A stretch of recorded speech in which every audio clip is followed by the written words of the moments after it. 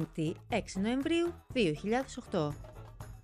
Μία μέρα μετά την εκλογή του Μπαράκ Ομπάμα, ο Ντέιβιτ Βαν Ρέιμπρουκ γνωρίζει για πρώτη φορά τον Εκασί.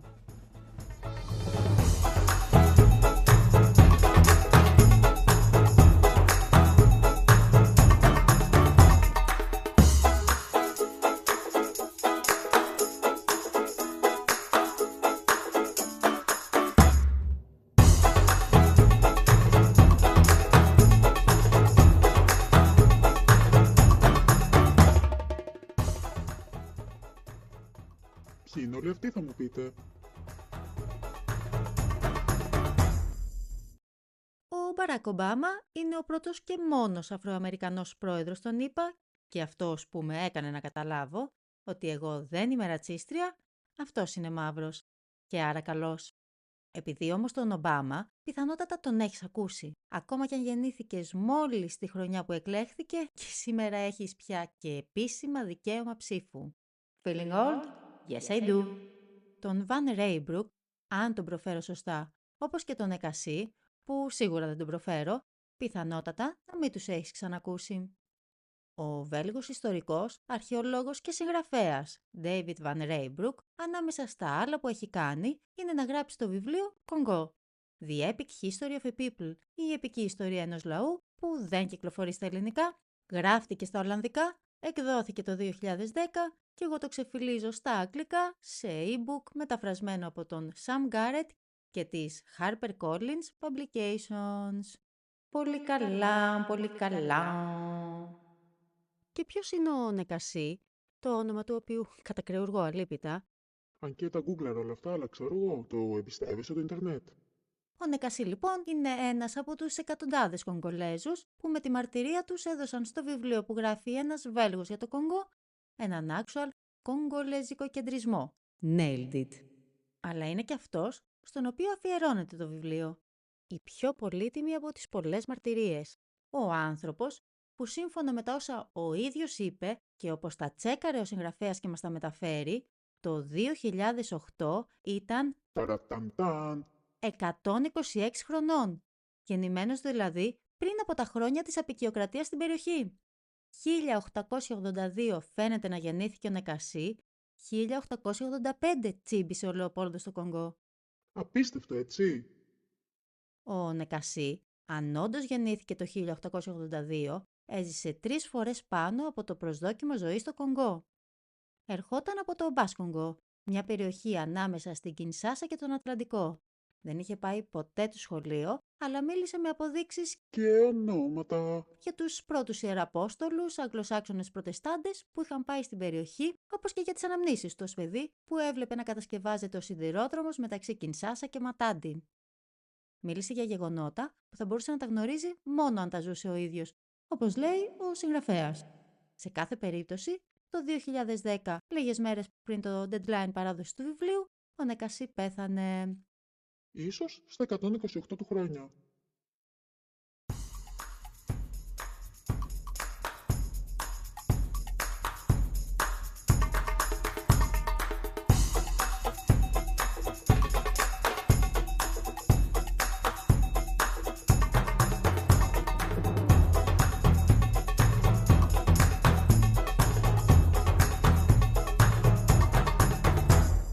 Κονγκό, The Epic History of a People.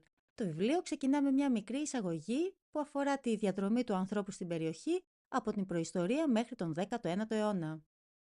Και στη συνέχεια αφιερώνεται στη νεότερη και σύγχρονη ιστορία του κράτους που ξεκίνησε το 1885 ως ελεύθερο κράτος του Κονγκό, Όταν το είχε ο Λεοπόλδος, όταν δεν ήταν ούτε ελεύθερο, ούτε κράτος. το 1908 έγινε Βελγικό Κονγκό, όταν έγιναν ευρέως γνωστές οι φρικαλαιότητες που διαπράττονταν στο εσωτερικό του. Οπότε το πήρε μια κανονική νοικοκυρεμένη απικία το Βέλγιο. Το 1960, που και καλά έφυγαν οι Βέλγοι, έγινε η Λαϊκή Δημοκρατία του Κονγκό. Ονομάστηκε για λίγο Ζαΐρ και σήμερα είναι γνωστό ως Κονγκό Κινσάσα, όπου Κινσάσα η πρωτεύουσά του για να ξεχωρίζει από το άλλο Κονγκό, το Κονγκό Μπραζαβίλ. Το γιατί υπάρχουν δύο Κονγκά, τι, το Κονγκό τα Κονγκά, θα το βρεις και αυτό στις σελίδες του βιβλίου. Και ναι, έχει να κάνει με το ποιοι Ευρωπαίοι απικιοκράτες πήγανε πού και πότε. Αλλά πριν πούμε περισσότερα...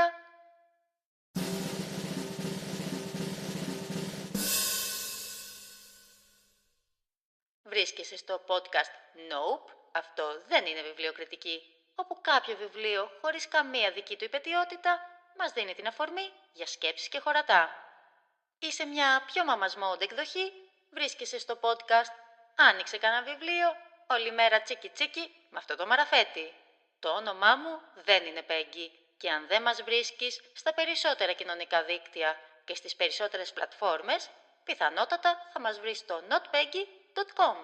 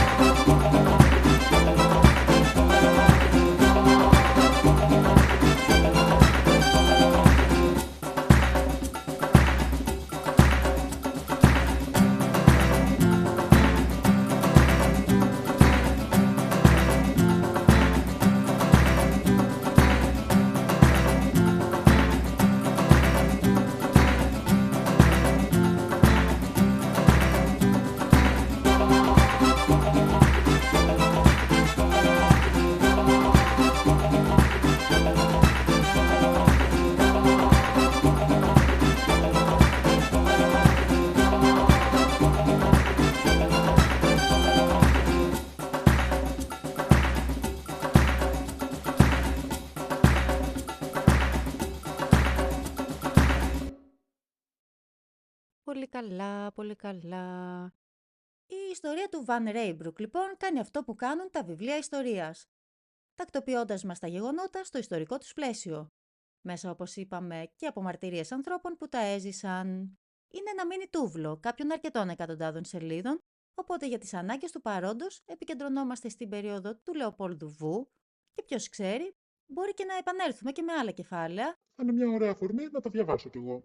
Θα διαβάσω κι εγώ παρακάτω. Στα πρώτα λοιπόν αυτά κεφάλαια, το βιβλίο είναι βουτυγμένο στα fun facts. Εντάξει, fun δεν ξέρω. Πάντως, ιστοριάκια που είναι ό,τι πρέπει για σκέψεις και χωρατά. Ας πούμε, πώς θέλουν τα παιδάκια να φάνε γλυκό πριν από το φαγητό? Έλα ρε μαμά, σε παρακαλώ. Ο Λεοπόλδος ο Βου, ήθελε κάτι λίγο πιο ανθυγιεινό. Έλα ρε μπαμπά, σε παρακαλώ, θέλω μια απικία. Il faut à la Belgique une colonie. Με την εφευρετικότητα που διακρίνει τα μικρά παιδιά όταν θέλουν κάτι πάρα πολύ, πρότεινε στον Λεοπόλδο Α, τον μπαμπά του, ένα σωρό μέρη. Από την Ιαπωνία και random νησιά του Ειρηνικού, μέχρι και πιο απλά μέρη, όπως εδώ, να μωρέ, μια Ρόδο, μια Κύπρο, μια απικία. Πάντως, το να σκεφτόμαστε τον Λεό Βου σαν τέρας με δύο κεφάλια ή μάλλον καλύτερα σαν Γκόλουμ «My precious απικία» δεν μας προσφέρει και πολύ σπουδαία ωφέλη. Με άλλα λόγια, στην πραγματική ιστορία... Όσο πραγματική είναι και όσο δεν ζούμε σε κάποια προσωμείωση, αλλά άσχετο αυτό τώρα. Οι καλοί και οι κακοί δεν είναι ποτέ τόσο καλογραμμένοι όσο τους έχει γράψει ο Τόλκιν. Ο Λεοπόλδος ο Βου είχε ένα κεφάλι και ήταν γεννημένος βασιλιάς στην κεντρική Ευρώπη του 19ου αιώνα σε συνθήκες φρενίτιδας του ελεύθερου εμπορίου, του ανταγωνισμού, του εθνικισμού και της εκβιομηχάνησης. Και της επικιοκρατίας βεβαίως. Οπα, τι έχουμε εδώ, ξέπλυμα. Η πρόθεσή μου δεν είναι να βάλω πλυντήριο. Ελπίζω βέβαια και το αποτέλεσμα εν προκειμένου. Απλώς θέλω να πω ότι η μεγάλη κακή της ιστορίας δεν ήταν ούτε Γκόλουμ, ούτε Σάρουμαν, ούτε τρελή. Βρέθηκαν σε συνθήκες που επέτρεψαν να βρει τον κατάλληλο χώρο η χειρότερη ίσως εκδοχή του εαυτού τους, με τόση πολλή εξουσία πάνω σε άλλους ανθρώπους, που ποτέ κανείς μας δεν πρέπει να έχει. Όσο καλά παιδιά κι αν πιστεύουμε ότι είμαστε. Ψ, μεγάλες κουβέντες. Προτού ακόμη αναλάβει τις ατυχίες του Κονγκό ο Λεοπόλδος ο Βου, η περιοχή είχε ως κύρια εξαγώγημα προϊόντα τον ελεφαντόδοντο και τους σκλάβους. Και τους σκλάβους. Ας δούμε την ιστορία της ζωής του Ντισάσι Μακούλο, η οποία έρχεται και επανέρχεται καθώς διαβάζουμε αυτή την πρώτη περίοδο στο βιβλίο. Ήταν μόλις ένα μικρό παιδί όταν τον έπιασε ο διαβόητος Αφροομανός δουλέμπορας Τίπο Τίπ για να τον πουλήσει για σκλάβο. Όμως τελικά σώθηκε αφού εξαγοράστηκε από τον ίδιο τον Στάνλεϊ, τον εξερευνητή του Λεό, και μέσα από διάφορες περιπέτειες τελικά έγινε ο ίδιος Ιεραπόστολος. Ο μουσουλμάνος με αφρικανικές ρίζες δουλέμπορας Τίπο Τίπ ήταν αυτός που έκανε κουμάντο στην ευρύτερη περιοχή και ήταν ξακουστός για την αγριότητά του. Όταν ο Ντισάσι Μακούλο, ως ενήλικας πια, ξαναβρέθηκε στο χωριό του για να βρει τους δικούς του, εκείνοι τον υποδέχτηκαν με μεγάλο ενθουσιασμό και από τη χαρά τους έσφαξαν κατσίκες, σκύλους και παραλίγο και 2 σκλάβους, μέχρι να τους σταματήσει ο Ντισάσι. Όταν απελευθέρωσε τους σκλάβους, άλλα μέλη της φυλής του παραξενεύτηκαν και άλλα τον κατηγόρησαν ότι του στερεί την απόλαυση της πεντανόστιμης ανθρώπινης σάρκας.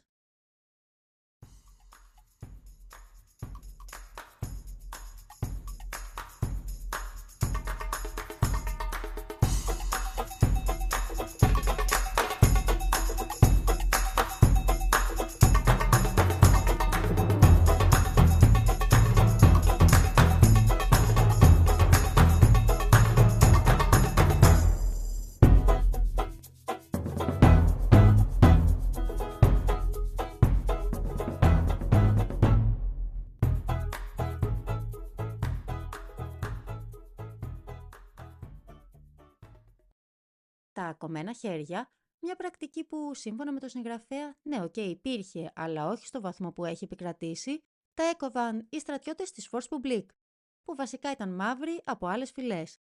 Υπό τις διαταγές λευκών επικεφαλής βέβαια. Σκέφτομαι ότι δεν προσφέρουμε κάποια υπηρεσία εξειδανικεύοντας ρομαντικά τη ζωή πριν από τον Λεοπόλδο τον Βου ή περιορίζοντας την ταυτότητα των Αφρικανών μόνο σε αυτή του θύματος. Δεν έπαθα εις αποστακισμό. Μιλώντας μάλιστα για ένα από τα μεγαλύτερα εγκλήματα κατά της ανθρωπότητας. Απλώς θέλω να πω ότι οι άνθρωποι άσπροι, μαύροι, Πορτογάλοι δεν είμαστε καλοί ή κακοί να τα Σκέτα, Είμαστε πολύ σύνθετοι και γεμάτοι αντιφάσεις. ούτε αυτό αφαιρεί σε κάτι από το μέγεθος του εγκλήματος. Δεν χρειάζεται να είναι αγγελικά πλασμένη μια κοινωνία για να μην τη γενοκτονήσουμε. Όπως είχαμε πει και στο επεισόδιο Λεοπόλδος Βου, ο Entrepreneur, ο λευκός βασιλιάς Λεοπόλδος δεν πάτησε ποτέ το πόδι του στο Κονγκό. Ενώ οι λευκοί που πήγαν ήταν κατά βάση περιθωριοποιημένοι στις κοινωνίες τους και οι περισσότεροι δεν επιβίωσαν κιόλας. Πάλι δεν λέω ότι αυτό τους αθωώνει, αλλά εδώ δεν είναι δικαστήριο η φάση μας. Δεν μοιράζουμε ποινές, εμπνεόμαστε από το βιβλίο που περιγράφει 2 πράγματα που ίσχυαν την ίδια στιγμή. Τις δραματικές συνθήκες που συνάντησαν, αυτοί που εφάρμοσαν αδιανόητης βαναυσότητας μέτρα για τη μεγιστοποίηση του κέρδους άλλων. Υπηρετώντας μάλιστα ένα σύστημα οικονομικών, πολιτικών και κοινωνικών σχέσεων που επενδύει στα χειρότερα και πιο αδιφάγα ενστικτά μας. Που βεβαίως έχει μαμά του τον λευκό δυτικό πολιτισμό. Που στις μέρες μας δεν έχει ανάγκη ούτε από το παραμικρό φύλλος οικής. Λες και είχε κάποτε, αλλά λέμε τώρα. Που τι να κάνουμε βέβαια για όλα αυτά, δεν είμαι πολύ σίγουρη.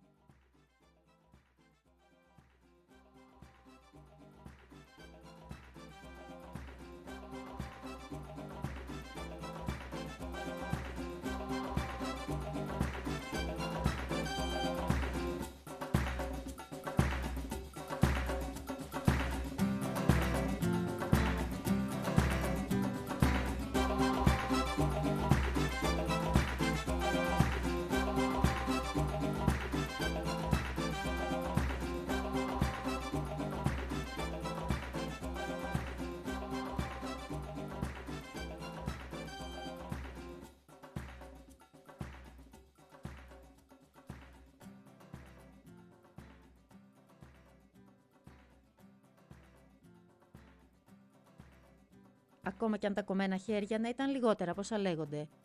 Και οι συνθήκες στις οποίες μεγάλωσε να δημιουργούσαν ένα εκρηκτικό μείγμα. Ακόμα και αν δεν χρειάζεται να εξειδανικεύουμε ρομαντικά τη ζωή πριν από αυτό, το σίγουρο είναι ότι το ελεύθερο κράτος του Κονγκό επί της κυριαρχίας του Λεό ήταν μια φρικαλαία συνθήκη. Αλλά και σε κάποιο βαθμό τυχαία συνθήκη.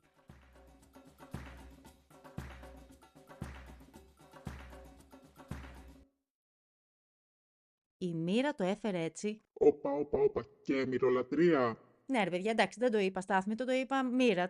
Τι κακό έχει η μοίρα δηλαδή, η μοίρα. Η μοίρα λοιπόν το έφερε έτσι, ώστε τη στιγμή που το Project Congo έχει στην ουσία χρεοκοπήσει τον Λεοπόλδο, ο οποίος πηγαίνει για πολύ σοβαρό φούντο, ένας Σκοτσέζος κτηνίατρος να ανακαλύψει πόσο καλύτερα τσουλάνε οι ρόδες όταν χρησιμοποιούμε ελάστιχο πακαουτσούκ. Ό,τι να είναι δηλαδή. Και αυτός ο άνθρωπος τότε έπρεπε να το βρει. Και επειδή τα λεφτά μπορεί να μην φυτρώνουν στα δέντρα, αλλά το καουτσούκ φυτρώνει, τέλος πάντων τρέχει μέσα στον κορμό τους. Και επειδή το Κονγκό ήταν τίγκα στα καουτσουκόδεντρα, έκανε τη μεγάλη ρελάντσο Λεό, εμπορεύτηκε τρελές ποσότητες καουτσούκ, εφαρμόζοντας όλες αυτές τις πρακτικές με τα κομμένα χέρια και τη μαζική εξόντωση ντόπιων πληθυσμών, Και εχέστη εις το τάλιρο. μέσα από τη λαιλασία ανθρώπινων και φυσικών πόρων που συνεχίζεται ακόμη μέχρι σήμερα στην περιοχή, όχι πλέον για να τσουλάνε οι ρόδες, αλλά ηλεκτρονικές συσκευές μας. Πολύ ωραία, δηλαδή καθόλου ωραία. Το βιβλίο μας κάνει να κατανοήσουμε το μέγεθος της φρίκης χωρίς να μας δημιουργεί ένα αίσθημα απελπισίας, όπως συνήθως κάνει η μελέτη ενός θέματος που μας δίνει μια σφαιρική ματιά στα γεγονότα, όσο τραγικά κι αν είναι αυτά. Και όπως συνήθως δεν κάνει ένα ριλάκι με παιδάκια δολοφονημένα. Το οποίο μπορεί να δούμε την ώρα που τρώμε ή που είμαστε στην τουαλέτα. Δεν ξέρω αν είμαι full-on γιαγιακούλα, αλλά πολύ φοβάμαι ότι έτσι απλώς συνηθίζουμε το τέρας. Και πάλι δεν έχω καμία απάντηση γι' αυτό.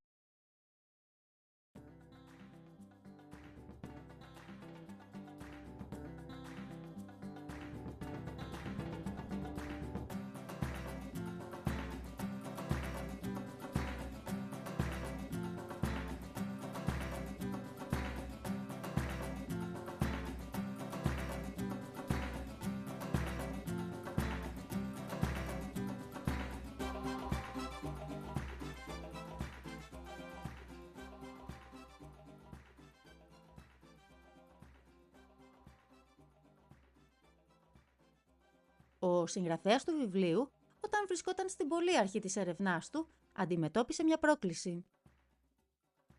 Ως Βέλγος ήθελε να καταγράψει την ιστορία των ανθρώπων του Κονγκό, αλλά με τον τρόπο που είχαν γράψει οι Βέλγοι την ιστορία του Κονγκό, δεν είχαν μείνει άνθρωποι για να τον πούν την ιστορία τους. Τρελό plot twist.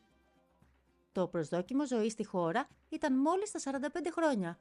Πού λοιπόν θα έβρισκε ανθρώπους να του πούν τι έτρωγαν, τι ένιωθαν, πώς ζούσαν στα χρόνια τα παλιά. Προς μεγάλη του έκπληξη και για καλή του και καλή μας τύχη, διαπίστωσε ότι υπάρχει πλήθος καταγεγραμμένων ιστοριών, μαρτυριών, ακόμη και τραγουδιών από τον 19ο αιώνα και κυρίως τον 20ο. Όχι μόνο από δυτικούς, αλλά και από ντόπιους. Fun fact. Fun fact, actual fun fact. Το μόνο γνωστό κείμενο κογκολέζο από τον 19ο αιώνα στη γλώσσα μπολόκι είναι του Μπουτούγκου, ο οποίος ήταν ανάμεσα σε μια χούφτα μαύρων που είδαν την Ευρώπη από κοντά, αυτό συγκεκριμένα το 1895 πήγε στην Αγγλία, και ανάμεσα σε αυτά που του έκαναν εντύπωση ήταν οι φάρμες, το χιόνι και τα πυροτεχνήματα. Το τρένο που πήγαινε τόσο γρήγορα όσο μια μύγα, αλλά και το ότι κι αυτοί με τις περίεργες πόλεις τους έχουν κατσαρίδες, αρουραίους και γάτες. Πολύ καλά, πολύ καλά. Μάλιστα, ωραία λοιπόν. Τα γραπτά μένουν, κάτι γίνεται, έχει μια αφετηρία. Για να καταγράψει όμως την αληθινή ιστορία των κανονικών ανθρώπων, ordinary people με extraordinary ιστορίες, όπως τους λέει ο ίδιος, ο συγγραφέας χρειαζόταν και ζωντανές, προφορικές μαρτυρίες. Ούτως ή άλλως, οι περισσότεροι ordinary people με extraordinary stories δεν ήξεραν να γράφουν ή να διαβάζουν προφανώς. Και αυτό το πρόβλημα όμως λύθηκε πολύ γρήγορα. Ο Βαν Ρέιμπρουκ, στις 10 φορές που επισκέφτηκε τη χώρα, θα συναντούσε πολλούς τύπους, 70, 80, 90 χρονών και 126 όπως είπαμε, που θα του μοιραζόντουσαν σκηνικά από τη ζωή τη δική τους και των προγόνων τους. Και κάπως έτσι έρχομαι πολύ γρήγορα να αυτοαναιρεθώ ως προς την απελπισία που δεν σου γεννά το βιβλίο. Αφού τελικά δεν ήταν οι τόσο λίγοι ηλικιωμένοι το πρόβλημα, δεν ήταν η δική τους έλλειψη που κατέβαζε το προσδόκιμο ζωής στο Κονγκό, αλλά η παιδική θνησιμότητα. Το πάρα πολύ υψηλό ποσοστό των παιδιών που πεθαίνουν κατέβαζε το προσδόκιμο ζωής στα μόλις 45 έτη το 2008 στο Κονγκό και είναι αρκετά σίγουρο ότι τα πράγματα δεν έχουν πάει καθόλου καλύτερα από τότε. Γιατί αν γλιτώσει το παιδί υπάρχει ελπίδα? Ναι, όχι.